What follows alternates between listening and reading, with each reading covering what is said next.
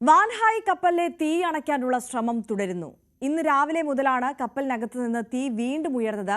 2500 ടണ്ണിലധികം എണ്ണയാണ് കപ്പലിൽ ഉള്ളത്. ഡാനി ഇപ്പോൾ തുടരുന്നുണ്ട് നമുക്കൊപ്പം. ഡാനി, എന്താണ് സാഹചര്യം ഇപ്പോൾ?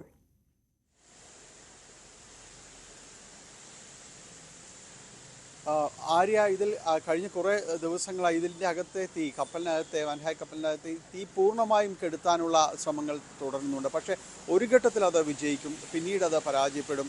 കാരണം അതിലൊരു പ്രധാനപ്പെട്ട കാരണമെന്ന് പറയുന്നത് ഇതിൻ്റെ ഉള്ളറകളിൽ ഇപ്പോഴും അത് തീ പുകയുന്നു എന്നതാണ്. അത് പൂർണ്ണമായും കെടുത്തണമെങ്കിൽ അതിനകത്തേക്ക് വെള്ളമോ മറ്റോ രാസവസ്തുക്കൾ കലർത്തി അത് കെടുത്താനുള്ള ശ്രമങ്ങളും ഉണ്ടാകണം. പക്ഷേ അതിനുള്ളൊരു സാഹചര്യം ഉണ്ടായില്ല. പക്ഷേ നിരന്തരമായ വലിയ ശ്രമങ്ങൾ അവിടെ നടന്നു. അവിടെ ഇതിനകത്തേക്ക് ഹെലികോപ്റ്ററിൽ നിന്ന് കേഡറ്റുകൾ ഇറങ്ങി അതിനുശേഷം അതിനെ ടഗുമായി ബന്ധിപ്പിക്കുന്ന രീതിയിൽ വലിയ ശ്രമങ്ങൾ നടന്നു. ഏതായാലും ഇന്ത്യൻ തീര മേഖലയിൽ നിന്ന് അത് പുറത്തേക്ക് മാറ്റിയിരിക്കുന്നു എന്നതാണ്.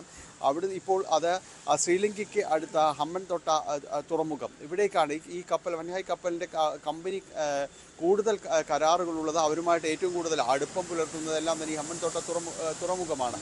പക്ഷേ അവിടെയും അവർക്ക് അനുമതി നിഷേധിച്ചിട്ടുണ്ട്. അവിടേക്ക് ടഗ് ചെയ്യാൻ, ആ മേഖലയിലേക്ക് ടഗ് ചെയ്യാനുള്ള അനുമതി നിഷേധിച്ചിട്ടുണ്ട്. അതുപോലെ തന്നെ ബഹ്റിൻ മേഖല, ശ്രീലങ്ക മുഴുവനായിട്ട് തന്നെയും അവർ ആ മേഖലയിൽ അവിടേക്ക് കൊണ്ടുവരരുത് എന്ന് തന്നെ അവർ പറയുകയും ചെയ്തിട്ടുണ്ട്. അവർ ഉത്തരവിറക്കിയിട്ടുണ്ട്. അതുകൊണ്ട് ഈ മേഖലയിലേക്കൊന്നും കൊണ്ടുപോകാൻ കഴിയാതെ ഇപ്പോഴും അത് ആ പുറം കടലിൽ തന്നെ തുടരുന്ന അവസ്ഥയാണ്. അതിന് പ്രധാനപ്പെട്ട ഒരു കാരണം ഈ കപ്പലിൽ രാസവസ്തുക്കളുണ്ട് എന്നത് അവർ പറഞ്ഞിട്ടുണ്ട്. അമോണിയം നൈട്രേറ്റ്, അത് പൊട്ടിത്തെറിക്ക് കാരണമാകുന്ന അമോണിയം നൈട്രേറ്റ് വലിയ അളവിൽ ഈ കപ്പലിലുണ്ട് എന്ന സംശയവും അത് ഏറെക്കുറെ സ്ഥിരീകരിക്കുകയും ചെയ്തിട്ടുണ്ട്.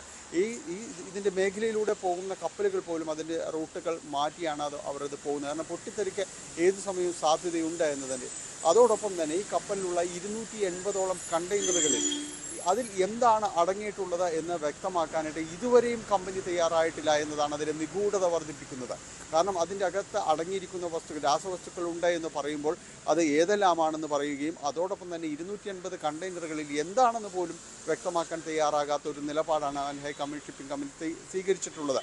അപ്പോൾ ഈ കാര്യങ്ങളിൽ ഇപ്പോഴും അനിശ്ചിതത്വം തുടരുകയാണ്. ഒരു വലിയ പൊട്ടിത്തെറിക്ക് സാധ്യതയുണ്ട് എന്നതെല്ലാം തന്നെ പറയുന്നു. അത് കണക്കിലെടുത്തുകൊണ്ട് തന്നെയാണ് ഏറെ പരിശ്രമിച്ചത് ഇന്ത്യൻ തീരത്ത് നിന്ന് വളരെയധികം നീക്കി ശ്രീലങ്കൻ തുറമുഖത്തിന് അടുത്തേക്ക് കൊണ്ടുപോയിരിക്കുന്നത്.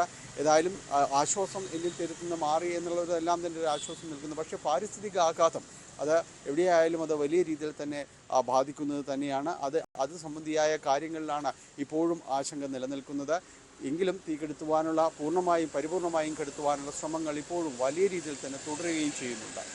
തീർച്ചയായും ഡാനി പോളാണ് വിശദാംശങ്ങൾ നൽകിയത്. എന്തായാലും കൊച്ചി പുറം കടലിൽ കത്തിയ വാൻഹായ് കപ്പലിൽ ഇപ്പോഴും പൊട്ടിത്തെറികൾ സംഭവിക്കുന്നു, തീ ആളിക്കത്തുന്നു എന്ന സാഹചര്യം തന്നെയാണ്. അത് തീ അണയ്ക്കാനുള്ള ശ്രമങ്ങൾ തുടരുകയാണ്. എന്തായാലും കേരള തീരത്തിന് സമീപത്ത് നിന്ന് ഇതിനെ കൊണ്ടുപോയി കപ്പലിനെ മാറ്റിയെങ്കിൽ പോലും ഈ നിരന്തരം ഇത്തരത്തിൽ പൊട്ടിത്തെറിക്കുന്ന സാഹചര്യം, തീ ആളിക്കത്തുന്ന സാഹചര്യമൊക്കെ ഗുരുതരമായ പാരിസ്ഥിതിക ആഘാതം ഉണ്ടാക്കും. മത്സ്യസമ്പത്തിനെയൊക്കെ അത് പ്രതികൂലമായി ബാധിക്കുമെന്നുള്ള വലിയ ആശങ്ക നിലനിൽക്കുകയാണ്.